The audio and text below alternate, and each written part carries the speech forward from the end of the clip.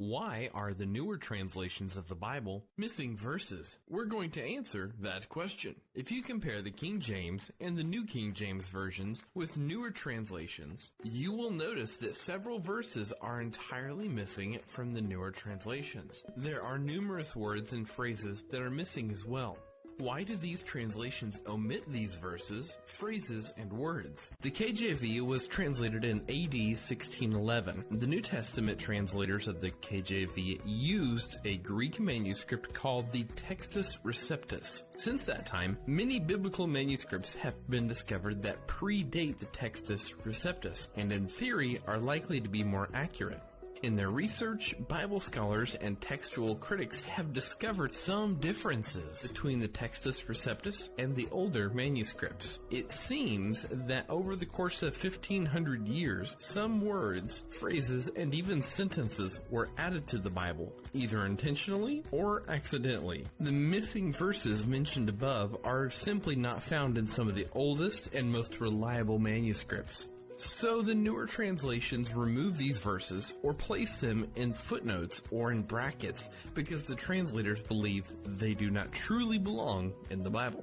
For example, John 5:4 is included in the KJV, but in the New King James Version, the verse has a footnote attached, explaining that it is not found in many Greek texts. The NASB includes the verse in brackets. The NIV places the verse in a footnote, so John 5:4 is missing in the actual text. The disputed portion is this: waiting for the moving of the waters. For an angel of the Lord went down at certain seasons into the pool and stirred up the water. Whoever then first, after the stirring up of the water, stepped in was made well from whatever disease with which he was afflicted. Here's a possible explanation of how John 5:4 ended up in the Bible. A scribe is writing out John 5, in which Jesus visits the pool of Bethesda and speaks to the man about his desire to be healed. And the man says, "I have no one to help me into the pool when the water is stirred." The scribe considers the man's reference to stirred water as a source of possible confusion,